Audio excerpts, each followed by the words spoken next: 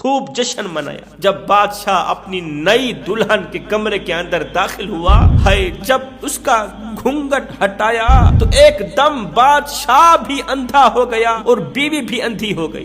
تو اللہ تعالیٰ نے ان دونوں سے بولنے کی صلاحیت بھی چھین لی۔ شب قدر اسلامی مہینے رمضان کے آخری عشرے کی طاق راتوں یعنی 21ویں، 23ویں، 25ویں، 27ویں اور 29ویں راتوں میں سے ایک رات ہے، جس کے بارے میں قرآن کریم میں سورہ قدر کے نام سے ایک سورت بھی نازل ہوئی ہے۔ انا انزلناہ فی لیلۃ القدر۔ قرآن کریم میں اس رات کی عبادت کو 1000 مہینوں سے بہتر قرار دیا گیا ہے۔ اس حساب سے اس رات کی عبادت 83 سال اور 4 مہینے بنتی ہے۔ رسول کریم صلی اللہ علیہ وسلم نے فرمایا کہ بنی اسرائیل میں ایک شخص تھا جس نے 1000 مہینے تک اللہ تعالیٰ کے راستے میں جہاد کیا۔ صحابہ کرام کو اس کی عبادت پر رشک آیا، اس کے جہاد پر رشک آیا، تو اللہ تعالیٰ نے اس کے بدلے میں یہ رات عطا فرمائی۔ امت کو اس رات کا تحفہ ملا۔ یہ رات میرے کریم نبی کی امت کے لیے خاص رات ہے۔ بعض روایات میں آتا ہے کہ میرے نبی نے پہلی امتوں کی عمروں کو دیکھا کہ ان کی عمریں بہت زیادہ ہیں، پہلی امتوں کی عمریں بہت زیادہ ہیں اور آپ کی امت کی عمر بہت کم ہے۔ اگر وہ نیک اعمال میں ان کی برابری کرنا چاہے تو یہ ناممکن ہے۔ اس پر میرے کریم نبی علیہ السلام کو رنج ہوا، میرے کریم نبی علیہ السلام کو پریشانی لاحق ہوئی۔ اس پریشانی کو، اس رنج کو دور کرنے کے لیے اللہ تعالیٰ نے اس کے بدلے میں یہ رات عطا فرمائی، لیلۃ القدر یعنی شب قدر عطا فرمائی۔ میرے کریم نبی نے فرمایا صحابہ جب لیلۃ القدر آتی ہے تو اللہ کے حکم سے حضرت جبریل علیہ السلام ایک سبز جھنڈا لیے فرشتوں کی بہت بڑی فوج کے ساتھ زمین پر نازل ہوتے ہیں۔ ایک روایت کے مطابق ان فرشتوں کی تعداد زمین کی کنکریوں سے بھی زیادہ ہوتی ہے۔ پھر حضرت جبریل علیہ السلام وہ سبز جھنڈا کعبہ معظمہ پر لہرا دیتے ہیں۔ حضرت جبریل علیہ السلام کے 100 بازو ہیں، جن میں سے وہ اپنے 2 بازو اسی رات یعنی شب قدر میں کھولتے ہیں۔ وہ دونوں بازو مشرق و مغرب میں پھیل جاتے ہیں۔ پھر حضرت جبریل علیہ السلام فرشتوں کو حکم دیتے ہیں، فرشتوں جو کوئی مسلمان آج کی رات قیام، نماز یا اللہ کے ذکر میں مشغول ہے اس سے مصافحہ کرو۔ سبحان اللہ، آج فرشتے نمازی انسان سے مصافحہ کر رہے ہیں، روزہ دار سے مصافحہ کر رہے ہیں۔ آج کی رات میں مصلی پر بیٹھنے والے انسان سے فرشتوں کا مصافحہ کیا جا رہا ہے۔ اور ساتھ میں حضرت جبریل فرماتے ہیں عبادت گزار جو دعا کرے اس کی دعاؤں پر آمین بھی کہنا۔ میرے کریم نبی فرماتے ہیں صبح تک یہی سلسلہ چلتا ہی رہتا ہے۔ جب صبح کا سورج طلوع ہوتا ہے تب جا کر حضرت جبریل علیہ السلام فرشتوں کو واپسی کا حکم دیتے ہیں۔ جب جبریل علیہ السلام فرشتوں کو واپسی کا حکم دیتے ہیں نا تو فرشتے عرض کرتے ہیں اے جبریل، آج کی رات اللہ نے امت محمدیہ کی حاجتوں کے بارے میں کیا معاملہ فرمایا؟ تو حضرت جبریل علیہ السلام فرماتے ہیں اللہ تعالیٰ نے امت محمدیہ پر خصوصی رحمت اور کرم فرمائی ہے اور 4 قسم کے لوگوں کے علاوہ سب کو معاف کر دیا، سب کو بخش دیا، سب کی مغفرت ہو گئی سوائے 4 لوگوں کے۔ صحابہ کرام نے عرض کی یا رسول اللہ وہ 4 قسم کے لوگ کون سے ہیں جو رمضان کی برکتوں سے محروم رہتے ہیں؟ وہ 4 قسم کے لوگ کون سے ہیں جو لیلۃ القدر کی برکتوں سے محروم رہتے ہیں؟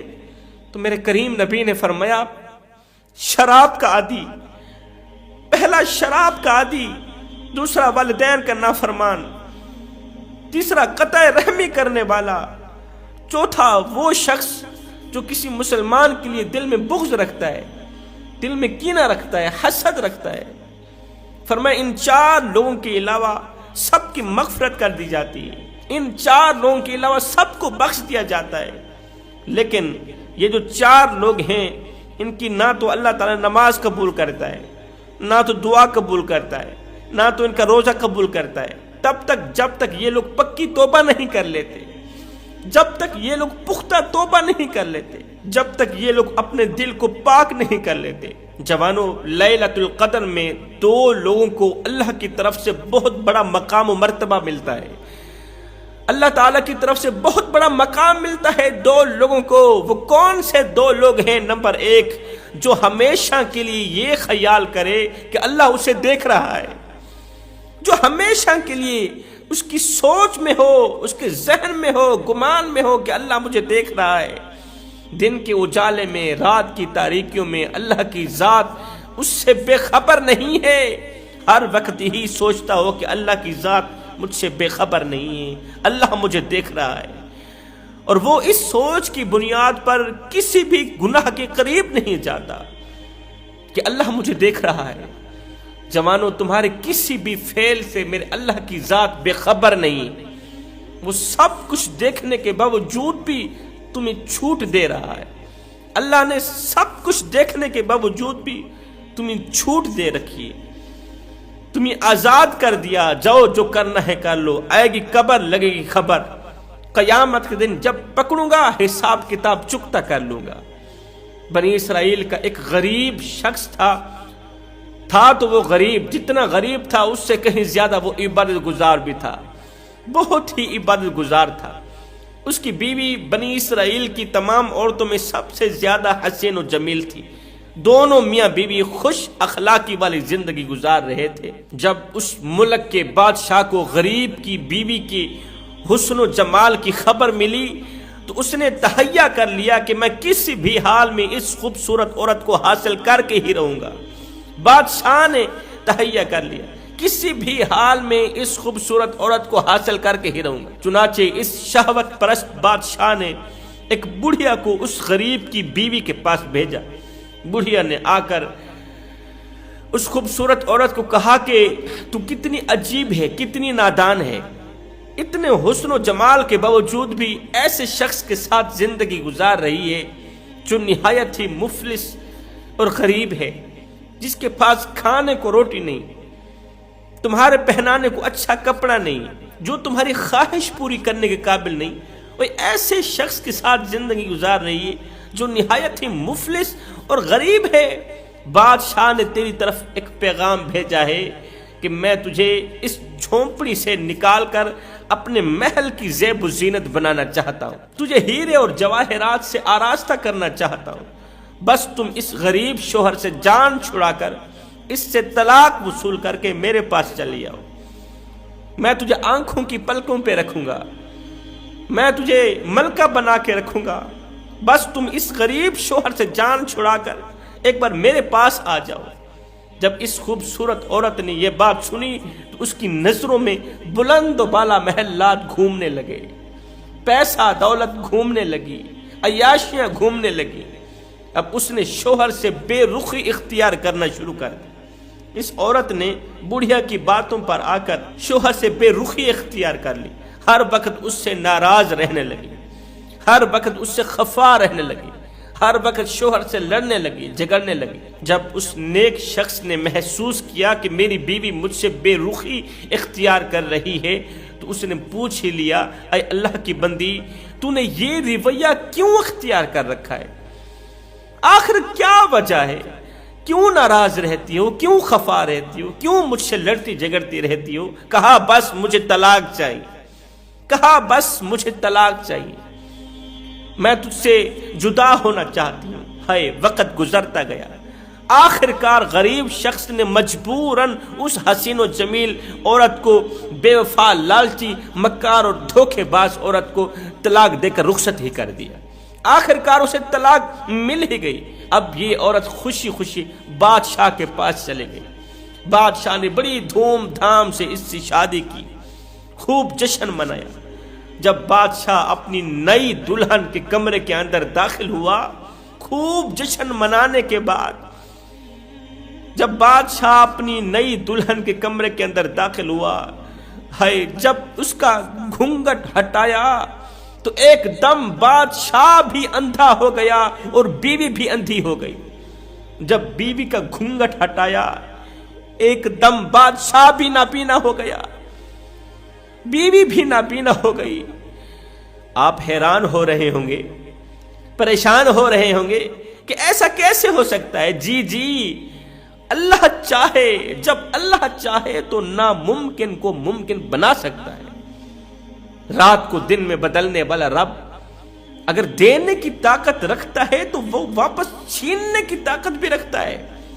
ایک دم بادشاہ بھی نابینا ہو گیا اور دلہن بھی نابینا ہو گئی۔ جب شہوت میں آ کر ایک دوسرے سے بولنے لگے، شہوت میں آ کر جب ایک دوسرے سے بولنے لگے تو اللہ تعالیٰ نے ان دونوں سے بولنے کی صلاحیت بھی چھین لی۔ صبح جب یہ خبر اس دور کے نبی علیہ السلام کے پاس پہنچی تو انہوں نے اللہ کی پاک بارگاہ میں ان دونوں کے بارے میں عرضی کی تو اللہ تعالیٰ نے فرمایا میں ان دونوں کو ہرگز معاف نہیں کروں گا، میں ان دونوں کم بختوں کو ہرگز معاف نہیں کروں گا۔ اے میرے نبی، کیا انہوں نے یہ گمان کر لیا کہ جو یہ حرکتیں کر رہے ہیں میرے غریب عبادت گزار کے ساتھ جو انہوں نے کیا ہے، کیا میں رب اس سے بے خبر ہوں؟ انہوں نے یہ گمان کر لیا کہ جو انہوں نے میرے غریب بندے کے ساتھ کیا ہے، میرے عبادت گزار کے ساتھ کیا ہے، میں وہ کچھ نہیں دیکھ پا رہا؟ کیا میں ان کی ان تمام بری حرکتوں سے بے خبر ہوں؟